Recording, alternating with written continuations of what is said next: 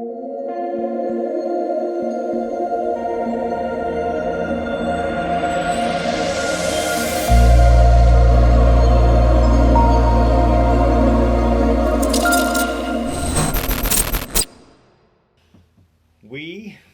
are not part of the GP20. I'm telling you, man, there's so much momentum and so much conversation about Glassparency and the GP reveal. Rod and I are sitting on the outside wondering what is going on. I'm sure everybody that is not part of the GP20 is wondering what is going on. And the big reveal is at SEMA only in a couple weeks. So, yeah, we're not part of the team, but we're super excited and glad that you joined us for another episode of Mafia Memoirs. We're super excited. We have Rodd Thayer that's going to be our guest today. He's right there. Next Level Detailing. So Rodd is going to try to bring him on, and we will see if we can have a great conversation. All right, bring Rodd Thayer onto the camera. Ta-da! Here we go. It's the first time in the history of Mafia Memoirs that Rodd has been interviewing Rodd. You're not going to likely see that again. Weird, huh? You're not going to likely see that again. There's not a lot of us out there. Fortunately, it's not a mirror of you. Oh, man. Yeah, no, nobody can handle that. So it says it's adding him, and we're not quite seeing him yet. So we will see what happens. So good morning, Bo Mortensen of Pure Detailers. Hopefully things are beautiful on the East Coast. If I remember correctly, you're out of Florida. So there, oh, look at there. There's Rodd. Rodd, good morning. Hey. How are you today? Hello. I'm great. How are you guys doing? We're doing great. Awesome. It's a nice fall day. Rodd's going to give me a little bit more room so we can get a little bit less cozy. So, man. So we're super glad to have you on. I was actually talking to Chris Woolman yesterday and just lining up the next couple weeks of Mafia Memoirs. And he said, you know what, you really got to get Rodd on Mafia Memoirs. And I hadn't remembered ever meeting you. He said, yeah, it's a really cool team. It's him and your niece, correct? Right. My niece, Bethany. That's awesome. Yep. So yeah, we went to Rennie's training in January. And how has that been? I mean, well, let's back up. How did you guys get started in detailing? Well, I started the business in 2011, and I was working at a car dealership trying to sell cars, and this other guy that was there trying to sell cars too. We're like, man, this isn't working. So I was working on the business plan and getting things going, and I was kind of sharing that with him, and he's like, well, do you want a business partner? I said, sure, I guess, maybe. And so we talked about it a little bit and ended up kind of venturing together. And after about 5 years, well, before 5 years, but I started to realize we didn't really have the same vision. And so we ended up parting ways after about 5 years, and I brought Bethany on with me to kind of take over some of the duties that he was doing. And really, I knew that parting ways was going to really be the thing that needed to happen to take it to the next level and really grow the business. So yeah, so so is Bethany helping in the back office, or is she helping you detail as well? just back office, answering the phone, scheduling, paperwork. I took her to training so that she could be better able to do a consultative sales approach on the phone with people and really understand everything. They can't really throw her much of a curve, so that it's a better image, when you can answer questions right on the spot and not have to say, I'll get back to you, Yeah. I mean, exactly. You don't want to tell people stuff that's wrong, but you also don't want to have to tell them to get back to them. So Yeah. it's better to just know it right off the cuff. Yeah, no, Yeah. that is really a key thing. So how did you, one of the things that you honed in on is originally you and your first partner didn't have the same vision. So let's talk about that. Why is vision so important in building your business? Well, as everyone knows, image is everything in business, and if you're in the image business, it's doubly important. So, you know, I've from the get-go, I've kind of gone out on a limb and taken risks as far as financially to present the best possible image at all times, because to me that's a key factor in success. And that was one of the key differences between me and the old business partner, is he kind of just wanted to do everything on a cash basis, which I can appreciate that. And I tried to work with him for a while, and you know, I would say, let's do this, and he's like, we're not there yet. I'm like, well, we need to do that to get to where we want to be. Yeah. So, Yeah. you know, it was That's always a hard it balance. was kind of a pulling yourself up by your bootstraps kind of deal. And, you know, he had a lot different situation than I did. Single, no kids, no wife, paid for house, paid for car, and I needed money. And I was like, we need to be making more than this. And he was kind of happy with status quo. Yeah. So, you know, that's when I knew that things had to change, and my vision was much bigger than his. You know, he was looking at, when we started talking about getting a fixed location, he was looking at the little car wash building on the side of gas stations. I'm like, no, that's not where I'm trying to go. Yeah. No, So- that's really important to have that same kind of idea of where you want to get to, and then also the vision of how you want to get there, because it's always a balance. Jody and I talk about it on a daily basis of how do we balance this? What's the next step? Where do we feel comfortable taking that next risk? Because you know, you can't wait until you Right. have $1 million to try to make $1 million, right? I mean, you gotta get there. And so, you know, Right. how do you decide for yourself now?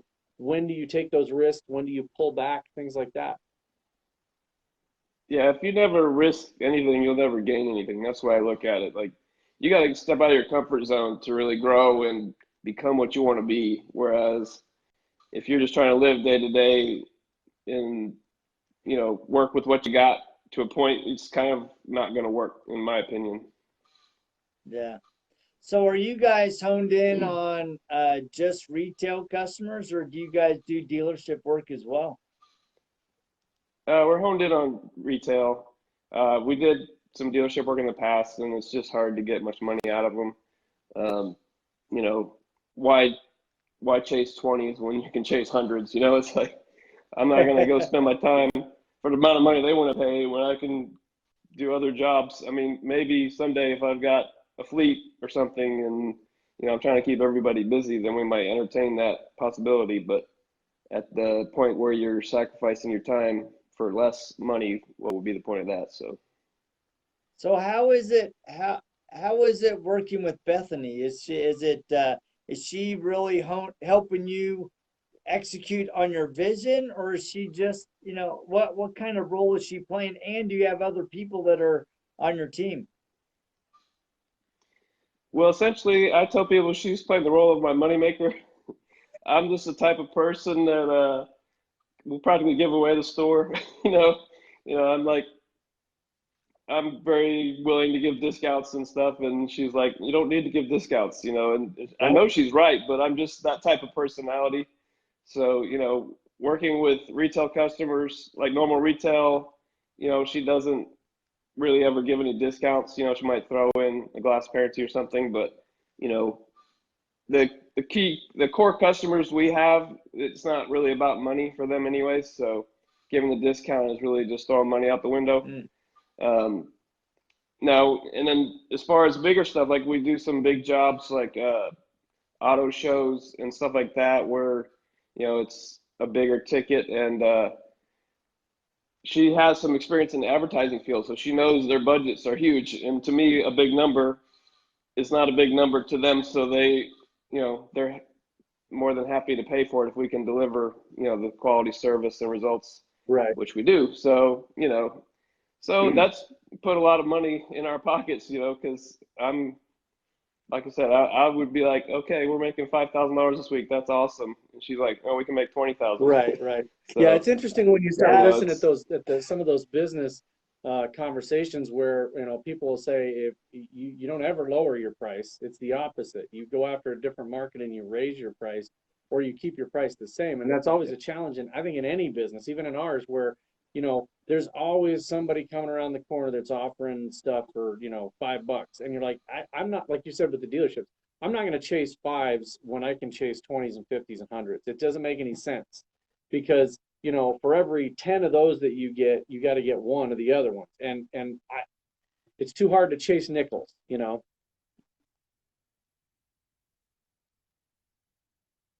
I think we've locked. Yeah, I think you froze. So I think we're getting the statue Wi-Fi. version, the statue version of Rodd. He's so. I think it's locked up on his end. Oh, I think we lost him. So maybe we can add him back. So, but I love that conversation, right? Because he has somebody on his team that has a different skill set that is adding value to what they do. And while, he's a phenomenal detailer, she is executing on the business end and really helping them become a different company. And I think that's a really important thing is if you have common vision and you can leverage each other's strengths in the right roles of your business, because I think a lot of times we don't have the right roles. We don't have people in the right roles. And when you do that, it actually cripples your growth. I love that you really honed in on that. Is like, she's like, wait, there is more lucrative opportunities right in our hands if we will just stand firm on our pricing and the value of what we're bringing to the table. So good to have you back, Rodd. Yeah, my phone rang. I guess I should have blocked the call. That's okay. That'll happen. So yeah. Yeah. What is the for you guys, for your shop, what is your kind of specialty? Do you do a lot of ceramic coatings? Do you do a lot of mom minivans? Are you high-end cars, or what do you do? Well, the shop's only been open a couple of weeks, but the idea is to do the coatings, the polishing jobs here, and continue to do mobile service for more generic type of detailing. And then, if somebody wants regular details here, we can do that. But yeah, the goal is to get the coatings going and really do a lot more of that. I mean, I've been doing them in the field, but we all know it's easier doing the shop. Oh yeah, definitely. So try to do the shop. How big's your shop? Total is 2,400 square feet, and the bays are like 4 bay positions, like a regular garage. Wow, that's a good size shop. That is a good size shop. Yeah, I can walk you absolutely. around. Let's do a shop tour. See, I'm in the office, and here's the reception with merch displays and video menu boards. And then he needs some Mafia Memoir stickers in there. Yes, that's what he's missing right there. Oh, look at that floor, Nice. man. That's awesome. got the little scissor lift, Nice. compressed air. Walking over here to the wash bay is floor drain and a waterproof room. So you can see what's going on in here.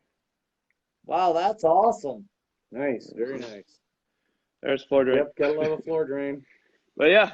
So are you Yep, and are you moving completely away from mobile, or are you still offering mobile services as well?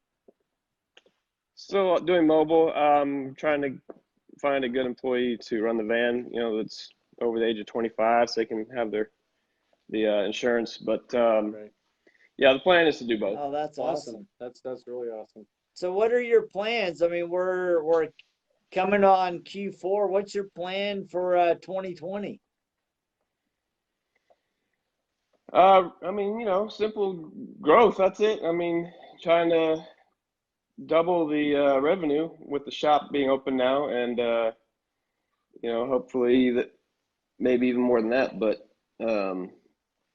if we double it, it'll be plenty profitable. I just would like to, become even more than profitable. Yeah, that's comfortable. the dream, right? Yes, that's always the dream. dream. When you're not eating, it's always easy to say I want to eat, but then once you can eat, you go, okay, now I want to put some food in the freezer for later. That's right. Yep. Yeah, I gotta rebuild my retirement. So. No, we That's can good. relate I'm to getting too that. close to retirement to We not have put one. everything into Zimmer and Rotafest, so we totally get that. So Yeah, I had to sell my hair just to get here. So Man, yeah, that's he desperation. used to have long flowing locks. You know, he'd run through the breeze like Yeah, no No. Fabio. you froze on me. yeah, Okay, you're back. never was Fabio's. I've seen your pictures when you were 18. Okay, when You're I was like 18. running- Yeah, yeah. Anyway, so what led you from where you're at? I mean, you said you just started the business a little while ago and you took the training in January. What led you from where you were at into detailing? Well, like I said, I was trying to sell cars. That was in 2011, and wasn't very good at it. So I was like, I know I can start my business and make this much money. That's good. So, I mean, I've always loved detailing. Never did it as a profession before. But I'd sell a car and the car would come out looking like crap. I'm like, man, I can do better than Yeah. this. And it just kind of got my mind going like, why don't I just go ahead and do this? Yeah. I do enjoy it. I knew that much. And, I figured, why not? This is something I can get passionate about. I've always been passionate about cars and, keeping them clean. But like I said, just hadn't really, other than a few side jobs for family and friends, hadn't done it as a profession or anything. Yeah. But, It's always interesting. My wife and I my wife wanted a new car this summer and we went and got it and it was a complete and total mess. And they're like, oh, we'll detail it. My wife's like, I think we're good. Just take that off the price because whatever you do, he's not going to approve of Yeah, it. So no. just let it go. yeah. And when it comes to it, they'll probably make it worse. Yeah.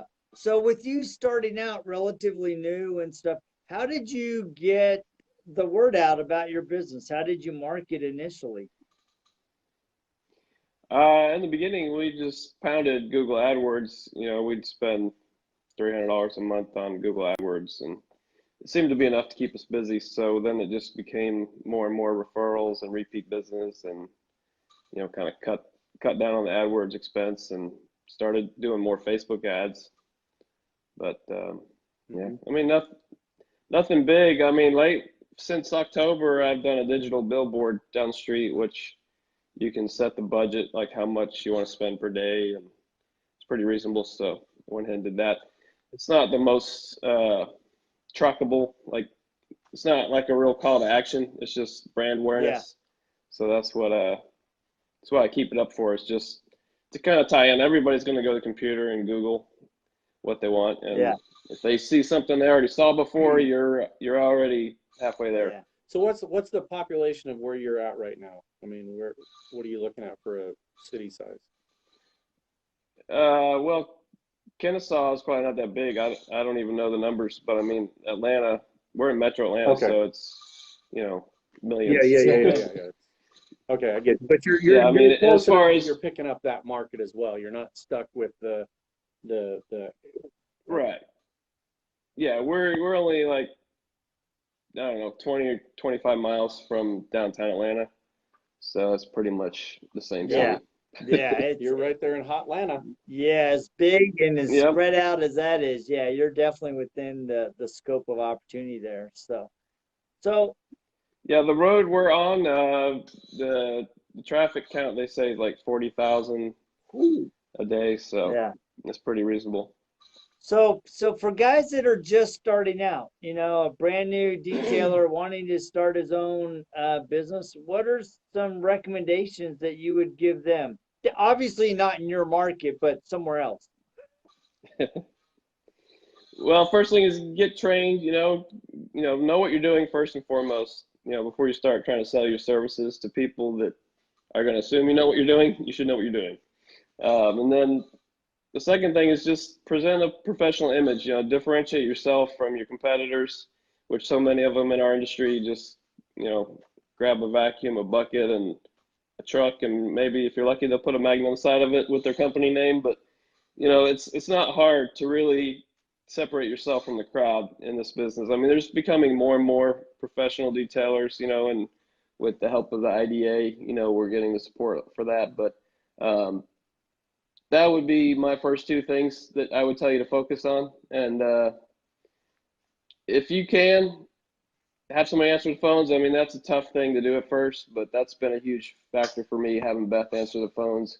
Because we all know we don't like to answer the phone when we're in the middle. You're focused on polishing or something, and the phone rings. It's hard to sound like you really want to talk to them when you're being interrupted. So or you that can't comes hear across, it. and Absolutely. yeah, you can't hear it. You don't have anything to write something on. I mean, it's such a huge difference to have Beth answer the phones, and she can take all the time they want to spend asking questions and, fine tuning what they actually need. And, it's money in the bank doing it this way. The advice I've heard from somebody else too is if you're just a single person operation, is there's really inexpensive services, for monthly services for somebody to answer phones for you, and answering service just to get you to that next step. Jody and I always look at it as we're at this plateau. What do we do to get to that next one, right? And if you need to get an answering service, or hire a Sales student, guy, a student that's going into marketing or whatever, to do that for a while, and that gets you to that next level, then do that. And it's like you were saying, you gotta step outside that comfort zone. I mean, having somebody answer the phone for you, they have to be knowledgeable. I've gotten to the point now where us doing this so long that we have a client here in town that if I'm in his office and his phone rings, I answer it, and I'm just like, hi, and I'll say, yeah, it's, well, you're gonna have to bring that down. We need to take a look at it. I mean, it's hard to, diagnose that over the phone, but it sounds like you've got some water spots, and, it takes some paint correction, but we'll have to bring, and he's just like, that's amazing. I can't believe you can answer my phone and actually tell them what to do. But it's like you said, you've got to have somebody that's trained and knows what they're talking about. I wouldn't do that if I was at a washer or dryer repair shop. I'm not going to answer their phone, but in this industry, Yeah. Yeah, I mean, it's a trick. I mean, I kind of got lucky, I think. I mean, because Beth is really a quick learner. Like, we all like to say we're quick learners, but she really is. I mean, she picks up on things and has a intuitive knowledge that I couldn't explain, but, she just can really, if it's not something she really knows about, she's very good at faking it, and, like, I don't know, throws out a few phrases that make people think she knows.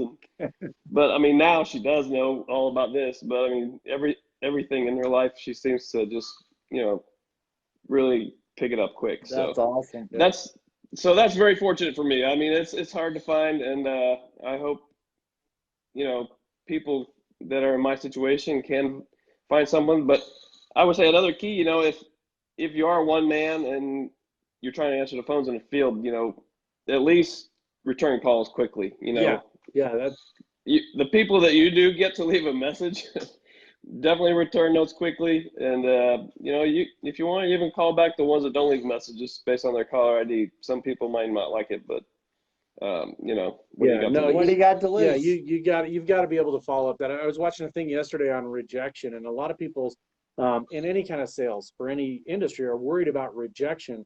And this thing was basically saying, embrace that rejection. This guy went on 100 days of rejection, and he tried to find something to get rejected on for 100 days in a row. Yeah. And wow. One of them was as silly as asking a burger place for a burger refill. And he said the reason he did it is because he learned every rejection was learning. He learned what to ask for. And one guy asked him why in one of the rejections. It was like, well, why? Anyway, if you transfer that over to the detailing industry, it's like if somebody's like, okay, well, I got to talk to my wife about that, which is universal language for I'm not going to do it, but I don't want to. I'm too embarrassed to tell you. Mm-hmm. It's like, well, what about this is not meeting your expectations, and it's all about shared expectations, and it's educating that customer up front about what the expectations should be. Coatings aren't $50, and paint correction's not 25. There's a guy down the street that'll do it for that, but when you're done, you're going to bring it back, and it's going to be more money for me to fix it. I mean, that's just how it works. So I think that's the idea is, educating people and asking why, even when they not necessarily are going to use your service. Yeah. Yeah, I mean, that ties in with the whole answering the phone in the field. It's hard to take all the time to educate the customer when you're like, this customer looking out the window like, why is this guy not working on my car? Yeah, exactly. Yeah, that is. It's a tough situation. Yeah, that's tough, especially when you're a one-man shop. So tell us, you're in the Atlanta area. How do people find you in your neck of the woods? Let's see if we can get some local people your way and drive some business there. Okay. I mean, you asked me how they find me is pretty much Google. I mean, Yelp. If they see my billboard, great. If not, maybe they see shop when they drive by. A lot of people say they see the van, which I didn't show you the van. I guess I could walk out there, but they got a nice wrap on the van. I'll just show you through the window because the name of your company is Next Level Detailing, and you guys are in the Atlanta, Georgia area. Oh man, I'd love to see that. Billboard. Yeah, that's a drive-in billboard. So yeah, I wanted it bright and not too much lettering, so I could make the words big as possible. And a lot of guys try to list every possible thing they do on the side of the van. I'm like, if you say detailing, maybe put a couple things, but the main thing is the brand recognition, because they're really probably not going to just stop right where they are and try to call you or something. Right. They'll snap you just a want them to picture remember you. As long as the phone number or the website are on there, then they'll get back to you. I think that's an important note that we shouldn't gloss over. I think a lot of people, they try to list every little line item that they do instead of building a brand. And when you can build a strong brand around detailing, that you are the go-to guy, your team is a go-to team, that brand is going to resonate throughout all of your marketing, through the voice of your customers, etc. I mean, you got a van, you got billboards, you got your Facebook stuff, and being very focused on creating a brand is really, really important. Yep. Yeah. Multi-platform, cross branding and, tying it all together, keeping your format is the same as much as possible across all platforms.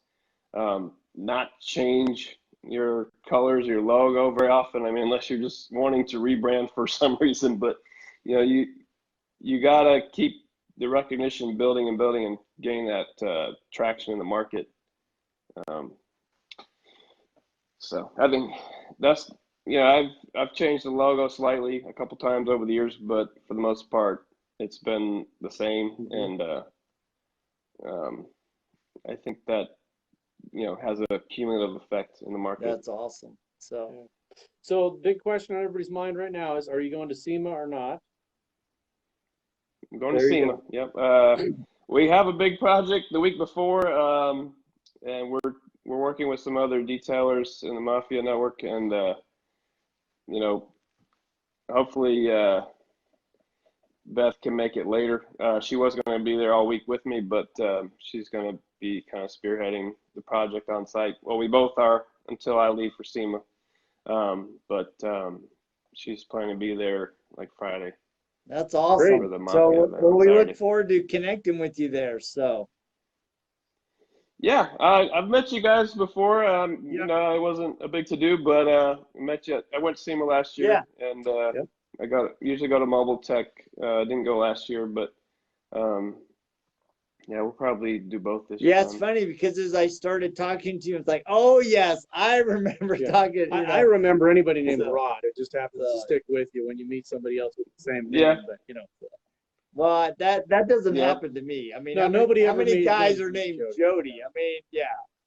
So, oh well, say la vie. So, all right. Well, we will see you at SEMA. Yeah, we will see a lot of other people at SEMA. We've got a couple more weeks, couple more Mafia Memoirs in between now and then. Yeah, can't wait. So thank you very much for joining us on this episode of Mafia Memoirs. I appreciate my pleasure. You sharing your story, your experience, the importance of having a strong vision, of being educated, of building a strong brand that's consistent across all platforms. I think those are really cool tools. And guys that are watching, actually before I get there, guys in the Atlanta area, guys or gals that are looking for detail, make sure you look up Next Level Detailing. And thank you guys, as always, for joining us. And we will check you next week on Mafia Memoirs. See ya. Thanks, Thank guys. you, buddy.